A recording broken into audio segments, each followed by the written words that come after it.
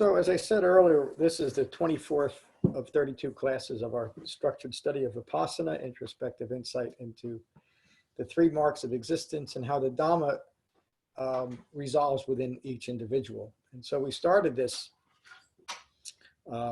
this study. Yes, yeah, we're 3/4 of the way through in this class,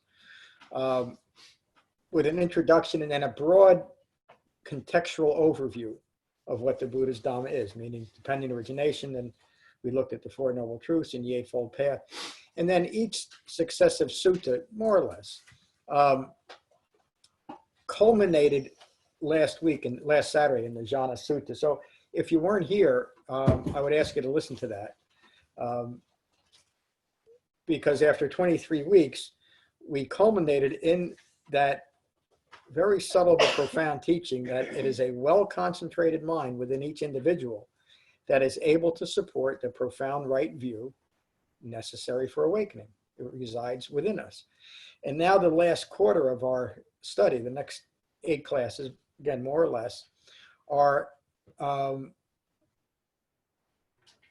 how to apply what we've learned so far, what we've been learning since we started this whole thing, and really what it looks like, what an authentic Dhamma practice looks like from our point of view. In other words, these are the things that an awakened human being does as their Dhamma practice, and these are the things that a well-focused Dhamma practitioner doesn't do as a well-focused Dhamma practitioner.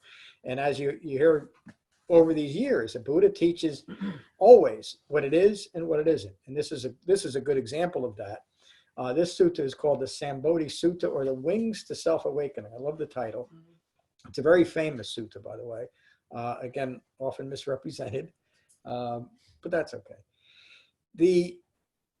And you'll see as soon as I get into this, the wings to self-awakening reside in the Dhamma, but not just the Dhamma. It resides in a well-focused Sangha and our association with, if we're lucky enough to have a well-focused Sangha. And again, look at the culmination after 24 weeks. Now we're looking at this. We've learned where to apply the Dhamma and how to apply the Dhamma. This is the practical application of it. And you could even call these rules of practice that we're establishing. The Buddha was at Anatta Pandika's monastery in Jita's Grove. He asked those gathered, "Friends, if those of other sects would ask you, what are the prerequisites for developing the wings of self-awakening, how would you respond?" In other words, this is the foundation that we develop. The monks and nuns asked the Buddha to tell them his response so that they would remember it clearly. Well, listen closely then. The prerequisites for developing the wings to self-awakening are here for you. And again, this is the third time I said it just in the sutta. The Buddha's Dhamma is about self-awakening. It's not about doing things or gaining favor or having our prayers answered or doing enough rituals so that an outside agency or force bestows awakening on us. Remember, the Buddha studied with those teachers that professed that during his time, and those same types of teachings are still here today. They're abstract teachings. They're how's this for a word? They're acquisitional. Is that a real word? They're about acquiring certain things and certain favors, whether it's through ritual or through an outside agency. And it has nothing to do with becoming rightly self-awakened, how the Buddha always described himself. And he's telling us, we are self-awakening. That's what we're doing here right now. And we're so fortunate that we have wise associations to develop that. See what I mean? For developing the wings to self-awakening are here for you, meaning they're available to everyone through the Dhamma. There's nothing hidden, there's nothing advanced, there's no hierarchy, and there never was during the Buddha's time.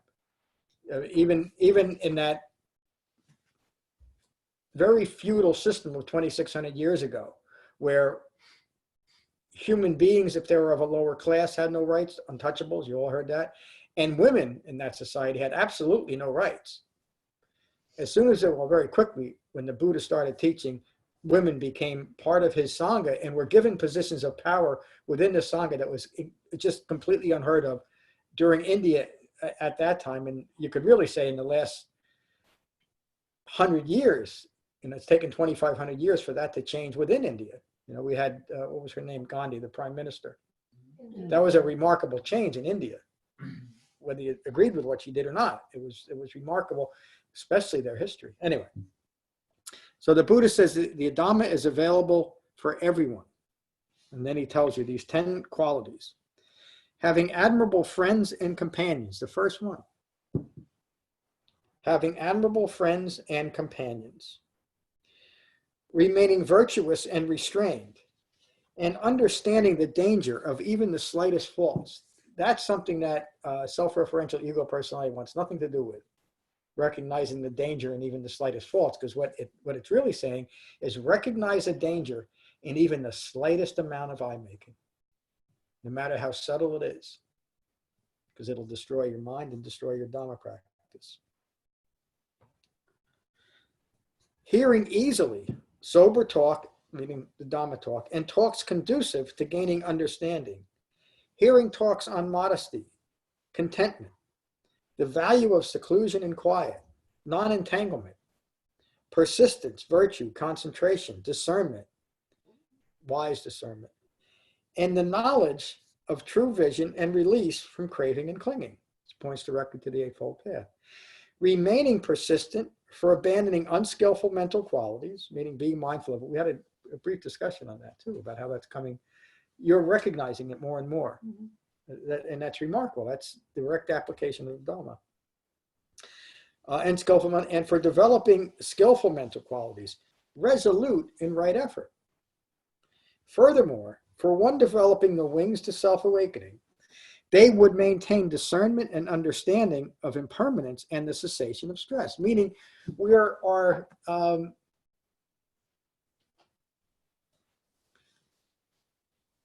what's the right word? I want to say, and we're anticipating it, but that's really, that has an acquisitional tone to it too. Having taken refuge in understanding what that means, and the Buddha, an awakened human being, did this. The Dhamma, he taught us how to do it. And being fortunate to have a well-focused Sangha gives us all the support that we need to develop what the Buddha's teaching. In other words, he's also referring back here to the complete Dhamma. Remember, was it Saturday or maybe last week when the Buddha often referred to his Dhamma as it's good in the beginning, good in the middle, and good in the end. Was that Saturday? Yes. What he means by that is good in the beginning means that it's easily accessible, that there's no prerequisites for starting it. Nobody has to approve of you. It's good in the beginning. Any human being can develop this. It's good in the middle means that it has the direction it needs to carry us through, to keep us going. It's not something vague or abstract. The Dhamma itself is good in the middle. And it's good in the end. What does that mean? That it actually delivers on what it promises to do, self-awakening. It's good in the beginning, it's good in the middle, and it's good in the end. When one has admirable friends and companions, it is expected that they will be virtuous and restrained, seeing the danger in even the slightest faults. And it's remarkable how well we support each other in this. And I think you'd all agree that even our conversations every night are about our own recognition of even the slightest faults in what we're doing with them, which is consistently, by the way, recognizing them and simply abandoning them. We never ever, and this is something that's remarkable to me, we never ever fall into the trap of trying to analyze what's going on. We recognize it, we incorporate the Dhamma, and we continue. That's it. Because what is there to analyze except fabricated beliefs? Why waste the time? The Buddha continues. When one has admirable friends and companions, it is expected that they will hear sober talk and talks conducive to gaining understanding. They will hear, did I just read this? Seclusion, quiet, yes. When one has admirable friends and companions, it is expected that they will maintain discernment and understanding of impermanence and the cessation of stress. Meaning we maintain the goal, which is just that, developing understanding and the cessation of our own contributions to stress.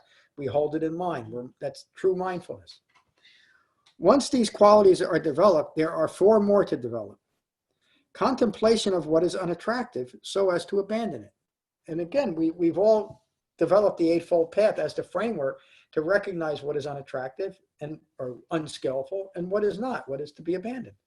There's that framework of the Eightfold Path to lead us to the culmination that we touched on Saturday, that profound right view of a well-concentrated mind. Does this point back to the one of the previous sutras about sensuality, where sensuality is its own drawback? Yes, you could say that this is, and thank you for pointing it out. It directly follows those 3 sutras we went through on Dukkha just 6 weeks ago or so. And again, that the allure, the drawback, and the release from sensuality was a common theme of Dukkha. And the other part of that was maintaining fabricated views or chasing after false dharmas. And that is what the Buddha is referring to here. Recognizing and abandoning constant sensual indulgence. Because it all leads to these things that unskillful associations would promote in us.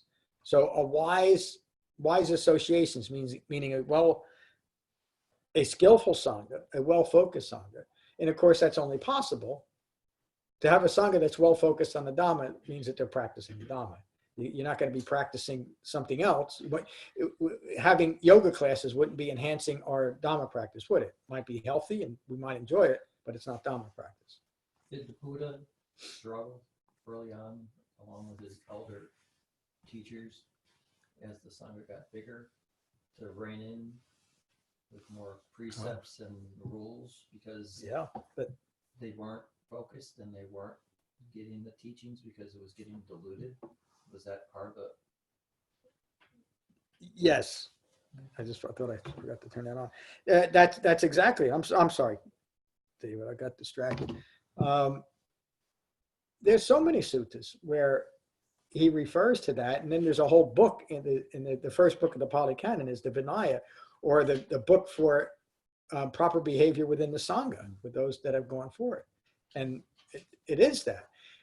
And the interesting thing about that, when I started realizing what that was, is that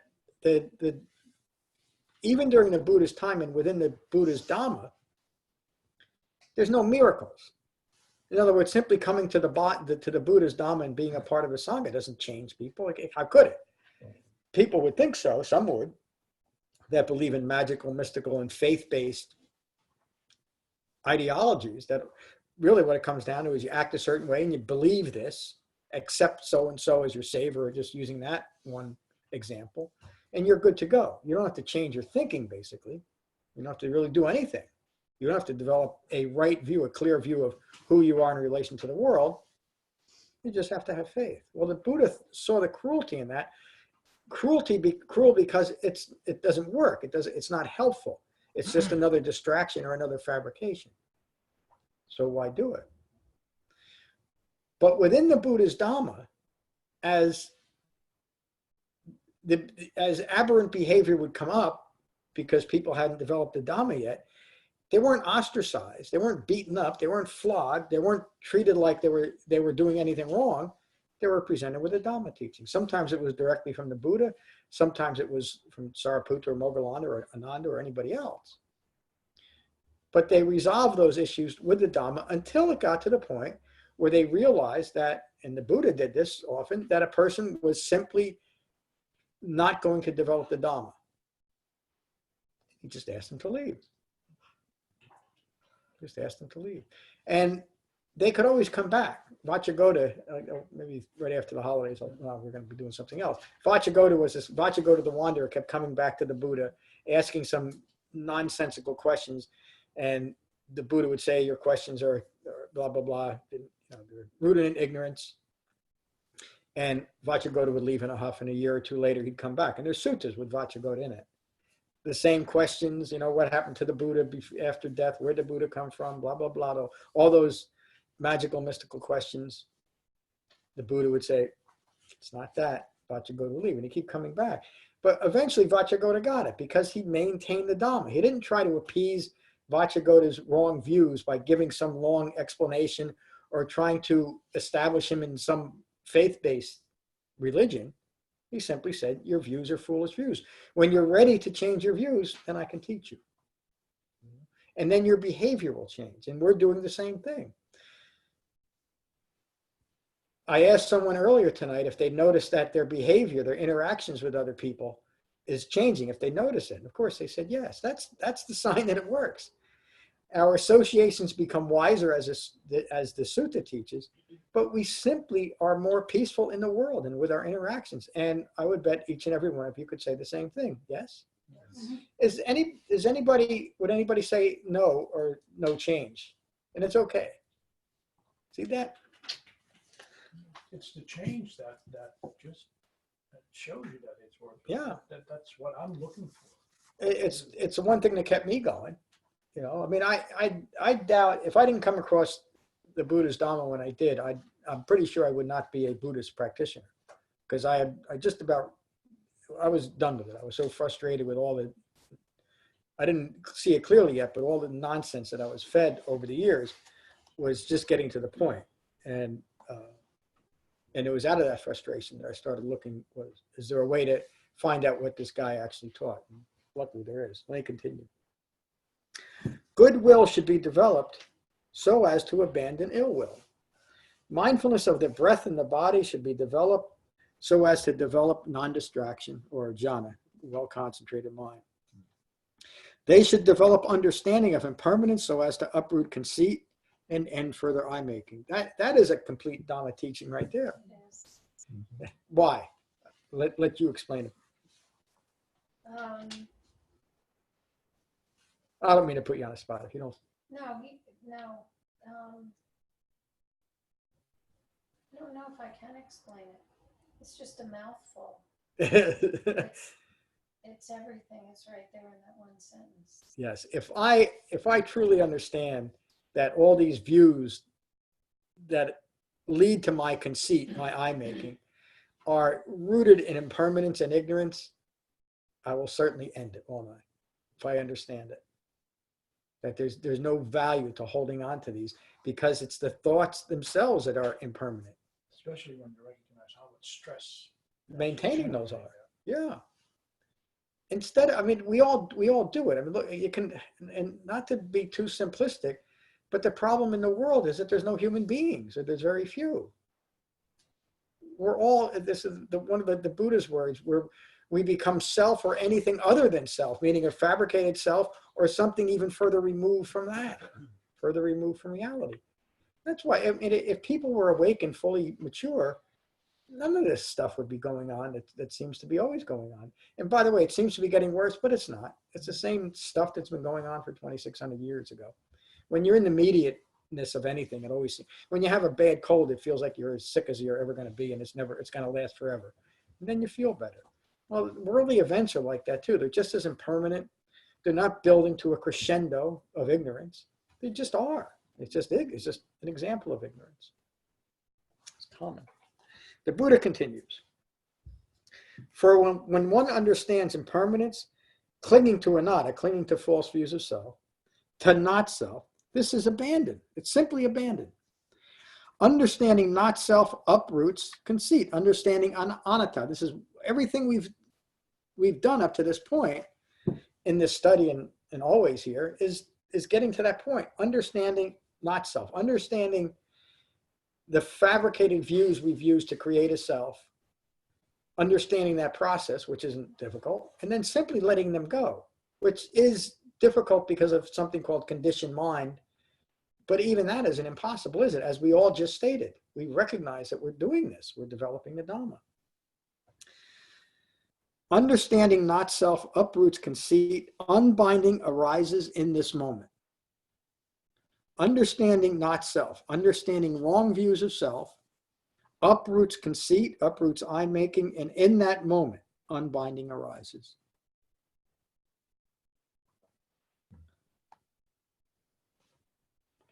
And when one has seen the 5 clinging aggregates as they really are, the arising, the passing away, understanding the attraction and the distraction, seeing the arising of desire and the continued delusion, and being delivered from the 5 clinging aggregates, this one is released from clinging. All defilements are destroyed. What must be done has been done. Perfection is attained. The burden has been put down. What's the burden the Buddha is referring to here? Anatta. Burden of maintaining a false self. Very good. Gold star. The burden has been put down, the highest goal achieved. Letting go of false views of self is the highest goal. Think about it a minute, but what else could be a higher goal?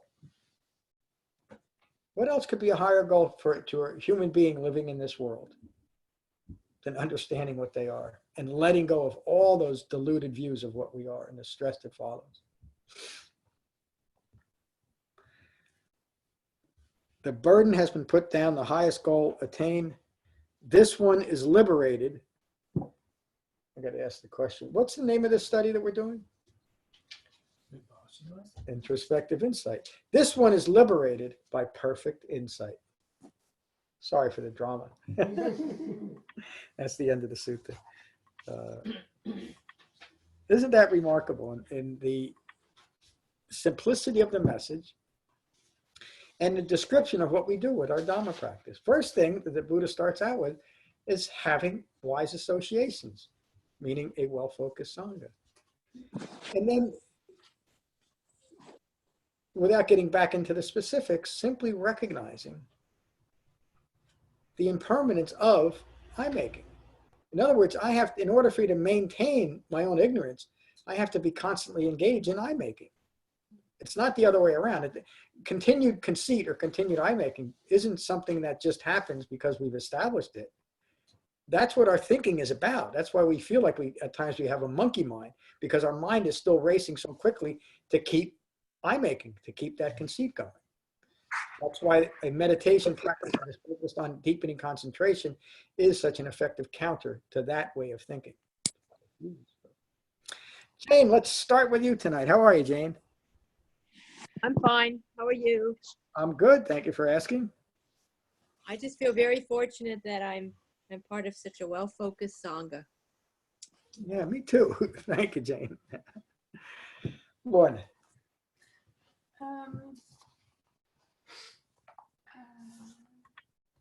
Just to say that I'm seeing more and more, particularly when I meditate, that there's just no truth in what I think about. And just see how quickly my thoughts just race through my head for all the reasons that you've been talking about tonight, that they're just to maintain who I think I am. I think that's all I have to say, really. That's a lot. I see the impermanence of, which is the really impermanence of what the Buddha talks about, is the impermanence of these thoughts. And it's just one after the other. But in meditation, you just get that lull. And you can just see and you can also appreciate the stress of it. And yeah, it must be absolutely tiring.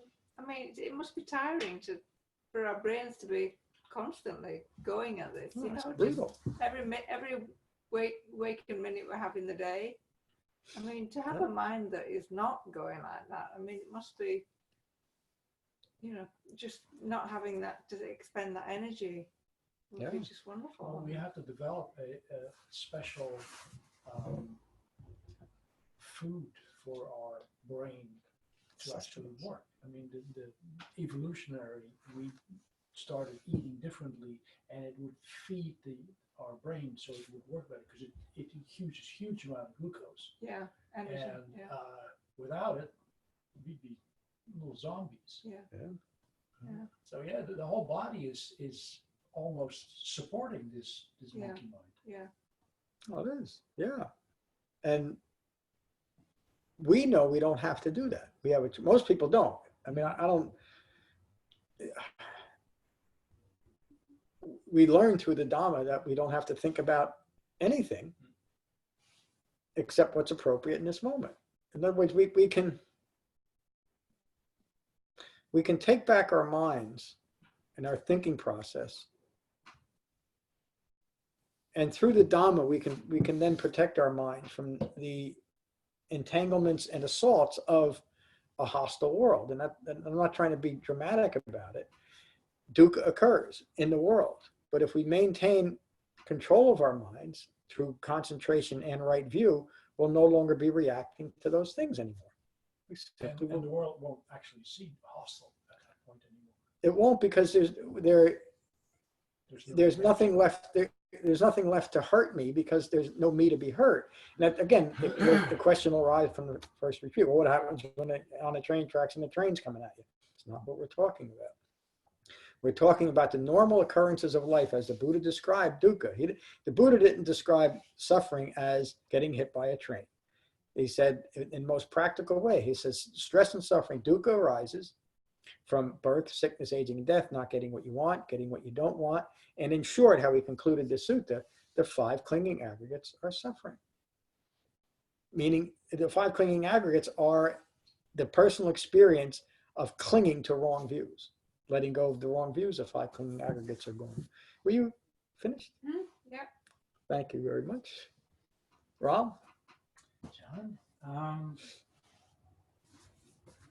Yeah, it took me a while to get focused on this sutta, and what you said about this. These are the rules of the Dhamma. This Yep. is how you practice, the rules of the practice. Yep. And puts it in nice big broad strokes, and you can refer back to this sutta a bunch of times, and you feel like you've lost your way a little bit. Yeah. This one will set you right back. Yeah, well, thank you. And many of the ones that we're going to finish this study with are like that. Again, they're giving us a abstract and also practical picture of what Dhamma, authentic Dhamma practice looks like and how to develop it. Thank you. Kate, good to see you tonight. See you too. Excuse me. Just to go back to what Lorna was just saying about how when your mind is just going and going, how tiring that is. It occurred to me when she said that, I don't think that I realized how tiring it was until I started doing this. Like before, that was normal. That was like the normal workings of my mind. And I just thought that was the way it was. And it is when you sort of get a slight break from that through your meditation and through the Eightfold Path that you go like, wow, this is really tiring. I don't know, I don't think I like realized it before. And now that kind of thinking does feel tiring, and so you can easily recognize it, I think. Yeah. And let go. But anyway, I just thought of that as soon as someone said that. So. Thank you, Kate. That's outstanding. That you're recognizing it there. That's a true breakthrough of understanding, to see that and understand the stress that you put yourself on. I mean, that's the first noble truth. And we do it to ourselves, don't we? Through our thinking process. And now you notice a difference. It's just remarkable. Thank you. Tim, good to see you tonight. Good to see you, John, and everybody. I was after I read the sutta, I was thinking about dependent origination and how they intertwine often, and how the aggregates are an integral part of dependent origination. And when you go through them, we can, I have through the Dhamma practice, I can, at the point of contact, recognize it and not react and move on. It's when we get to that aggregate, the consciousness, the I making, that is so tricky. It sneaks in. It ducks in when you're least expect it. And to Kate was saying, that's the noise, for me at least, is that constant wanting to become, the I making, the trying to see what my place is. All the other stuff, you can make sense, but then it's almost as if, and what Laura was saying, it's not even when you're awake, it's when you sleep too. Some people, like myself, that it's still going. It's still I making still going on. So in reading the sutta, it kind of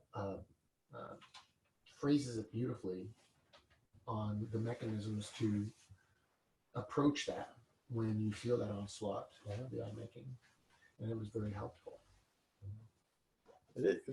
It's great to see it that way too.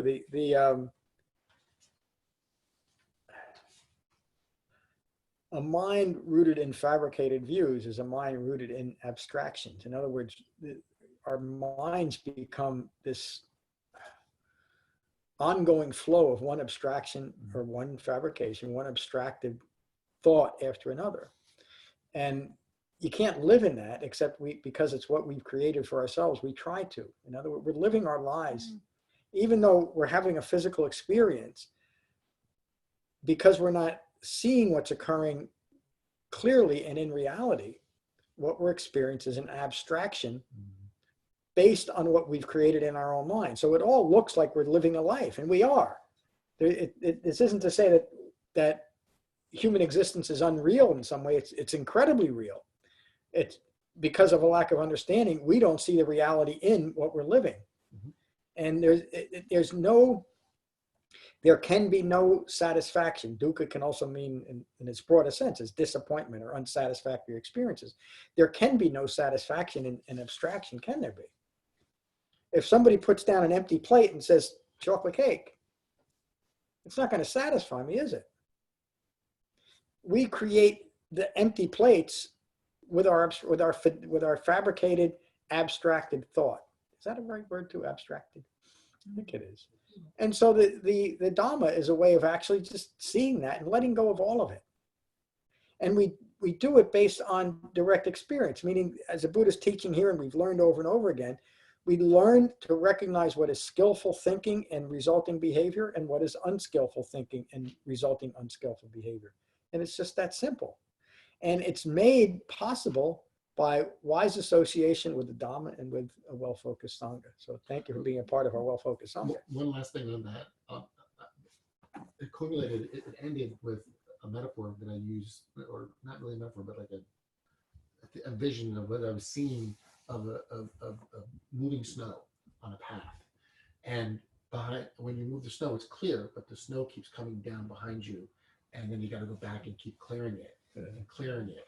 And I view every time I come here, there's one less snowflake coming down on that path. And sometimes there's 20 less snowflakes, and then sometimes there's some extra ones.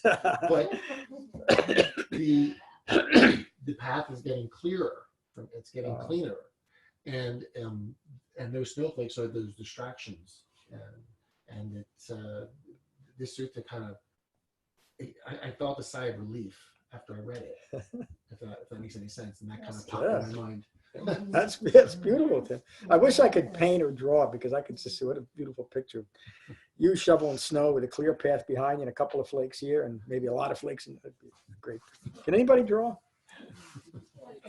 Oh, I know we have some great artists here, right? Mary, thank you, Tim. Good to see you, Mary. Well, I think a lot of beautiful things have been said. Yeah. So I think I'll just take noble silence. Beautiful. Thank you. Thank you, Mary. Very much. Good evening, David. Thank you. Glad you're here. Hello, Bonnie. Just, well, I guess I'm grateful that it's a practice, and then I just keep practicing. You know, when Tim was saying how sometimes, things sneak in unexpectedly, and it's like just kind of my ship be righted, so keep practicing. That's the I'm key. grateful for the practice. Continued right effort. Thank you. Good evening, Liz. Good evening. As everyone was talking, I started to realize that the script in my head has really changed over the last 15 years. How many years have I been coming? At least 5, right? Maybe 6. And it gives me room to, and not as a distraction, but it gives me room to think about other things that are much more positive than the script that was going on for a long period of time. And that could even be just having an awareness of thinking about certain systems that I'm studying right now related to art. And it gives me room to think about those things without any putting myself into it. Like, Hmm. I'm never going to understand this. This is going to take me so long to do it, whatever, you know, those negative thoughts that come in. It's given me the clarity and the space to just think about things. And I've even started saying things to myself like, just put that in your head and let your brain think about it while you go and do something else. And then I find later on that I've come to a conclusion about something because I've just sort of, I'm using my brain differently. Mm, Is yeah. what I'm saying. Yeah. So anyway, that's a very good thing. Yeah, it is. It's a great thing. Thank you, Liz. It is.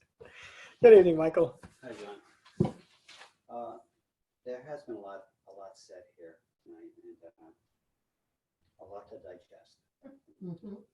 But I'm going to try to formulate this so that I understand it, and maybe someone else will understand it this way also. Concentration is key to this Dhamma. Yep. Concentration, and through concentration comes discernment. Okay? Of being able to discern the truth. Right? Now, as you were saying before, like we learn about, as we practice the Dhamma, we learn about ourselves, right? We learn about, you know, it's not me, it's not mine, it's not who I am.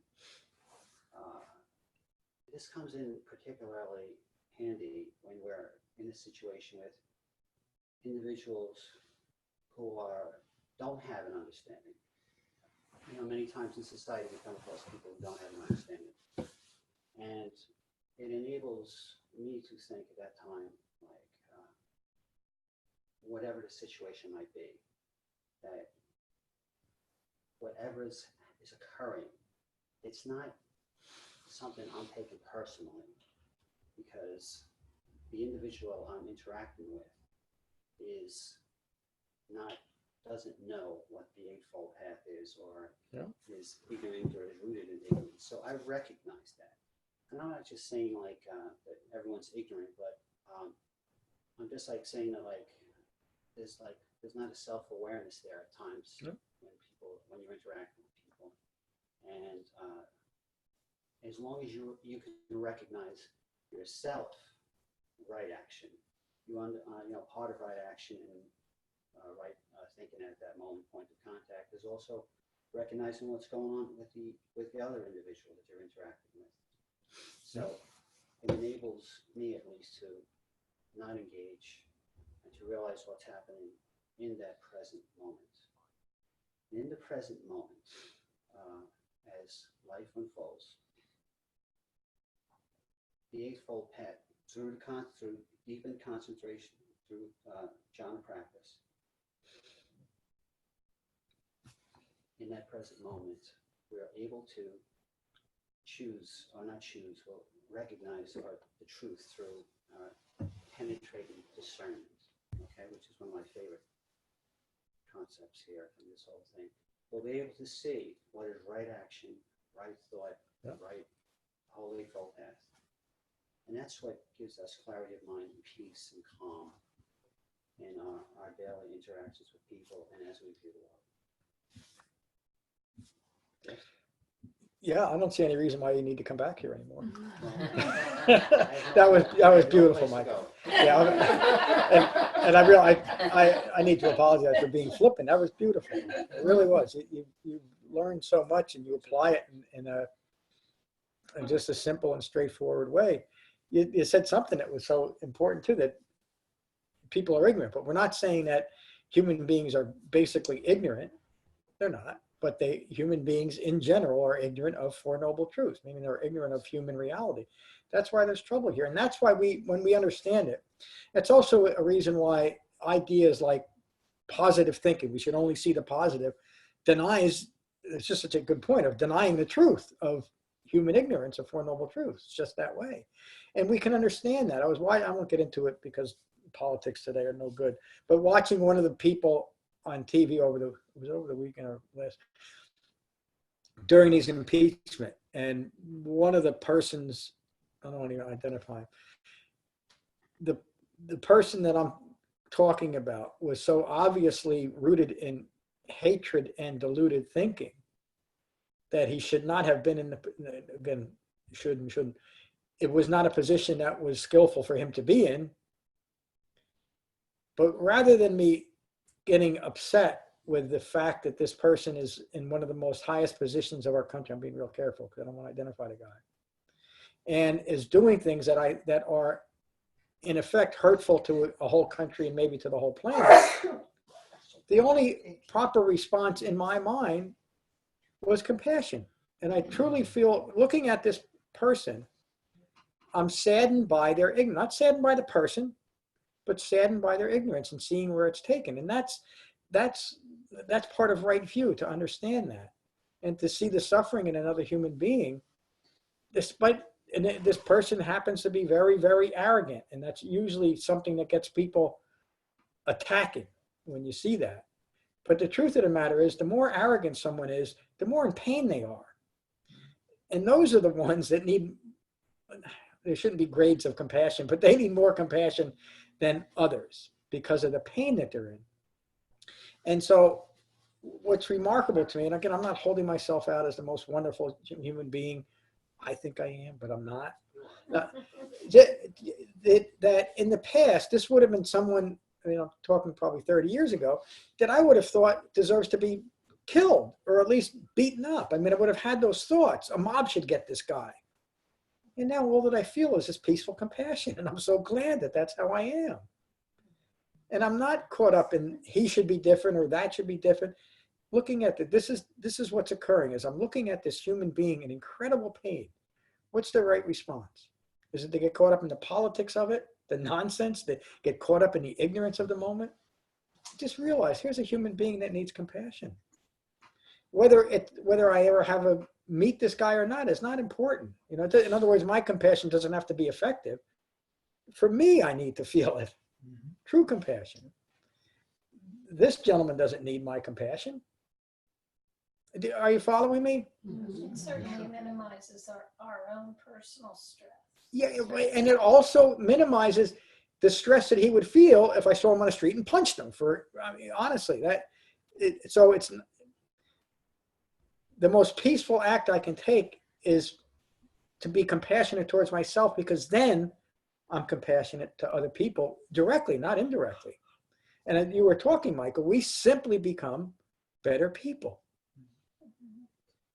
Because we're human beings now. Back to what was said before, too. Think about all the energy created by taking a different route in reaction to that politician. And then, that speaks to what people were saying about how painful that is, how exhausting that is, how stressful, how, talk about the wear and tear on your body for allowing that to occur to you. And yet we do it. I mean, we set up systems to do that, to do just that, to waste our energy, waste our thinking. We create these incredible structures that provide an ongoing structure to lose our minds in. And because we're all doing it, we agree that I think I say we agree that we should be doing it. We agree that it's normal. That's normal. Yeah. It's the best We're so rooted in our own ignorance that we can't recognize it. But that's true. I mean, that's not something that's 2019. That's that's what's so tricky about that, because if you were to put your hand in hot water, you would remove it. Unless you're rooted in the ideology that We're sticking our head in into this conversation that you're not even part of, you have no control over, and you hurt yourself, and all you simply have to do is move. Don't do it. Move out. Yeah. Doctor, it hurts when I do this. Don't do that. Thank you, Tim. Yes, Michael. John, just one more thing. Like the stress that we incur, okay, is our non-acceptance of life, life as it unfolds. Yep. And it's like anything that we fail to accept, we're taking it personally. And it's, as we know, and reality is impersonal. It just comes your way. You don't know. anything can happen to any of us when we leave here, or, you know, and it could be good or bad, but like, it's the non-acceptance which causes us to stress instead of like not taking it personally. And at that point, stepping back and just say, well, what's right action in relation to this present, this at this moment? You know? And then just like going with it, going around it, or just understanding it, you know? Just understanding it, yeah. And there's nothing to be taken personally. There's not one thing that we can find that we should take personal. Nothing. One of the profound developments through the Dhamma is we learn the difference, the significant difference between approval and acceptance. Because a mind rooted in ignorance feels that in order for it to accept something, it has to first approve of it. And of course, that's not true. That's a value judgment. That's a me judgment, the approval part. Acceptance is the impersonal part. I accept things as they occur. Why? Because they've occurred. It's not right or wrong. It occurred. There's nothing you can do about it. And so getting back to the example I used, I could get real upset at this person because they're taking away, and just to make an example up, they're taking away from what I think the country should be doing and what I need in my life. It's got nothing to do with anything.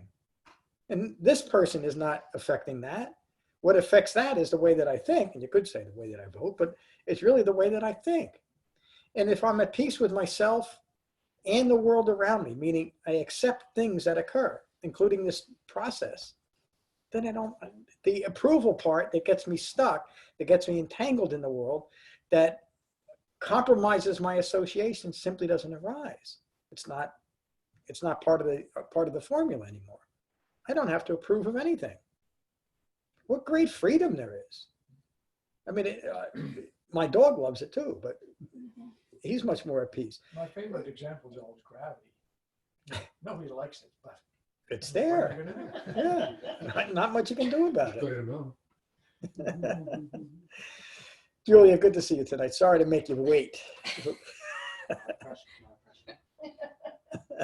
thing that I enjoyed, well, I'm going to make it simple because this seemed like a very complex conversation, but in the sutta, the thing that I enjoyed the most was how Buddha said that one of the things that was very important was right associations, you know, with the right like-minded people, and I agree with that because with like-minded people, you actually grow more, you know.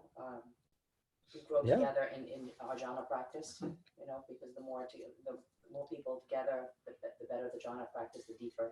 And also the fact that we all share, you know, you share your knowledge with us, and then we share our experiences, and it also makes us flourish more on the Eightfold Path. So we're very fortunate. And even like, I'm sorry, David, just to say this, but talking to David and realizing how far away he comes just to come here, and other people that come so far just to come here, we're very lucky that we have this special place with you, John. You know, so I thank you. Thank you, Julie. As you were talking, then it's not lost on me that, you know, I'm the principal, and I do think I'm a pretty good teacher. But what Julia just said reflects the fact that we're all teaching the Dhamma to each other. There's not one teacher in the room tonight. There's how many? There's 10 teachers in this, and that's true. It's not, you know, that's not some abstract notion. We all are teaching each other, and that is remarkable. Honestly, I don't know that I'd want to be. In fact, I wouldn't be a teacher without a Sangha. I wouldn't.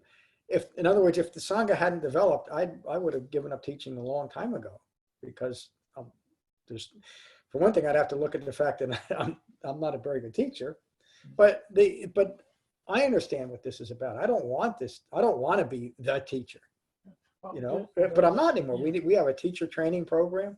We have, and all of you are acting as each other's teacher. The last line in the previous sutta was, "They will rightly explain this to others." Yep. Yep. And wow, that is. How did we know wise associations? can we explain it to each other? Mhm. And we can. And we had 3 people there on Saturday that their comments were showing that they understood the little bit that they got, and they were helpful to us. And the Dhamma is just that way. It's I don't even know how to describe that. It's like we become a sponge for the Dhamma, and it just permeates this whole place. The refuge didn't include all 3 parts of the true refuge, then it wouldn't work. It wouldn't work. Just wouldn't work, and it would fall apart. And those 3 people would be confused and leave that day going, I don't get any of it. And Yeah. it could be different the next time they show up, and it isn't. It's very consistent, Mhm. and it's taught Yeah. in a way where someone can drop in 6 months and it'll be the same message. And that's Yeah. that's the difference. I'm imagining that people have been on their paths, and they, at some point, there's confusion, and there isn't a lot of confusion, even though the concepts take time to understand.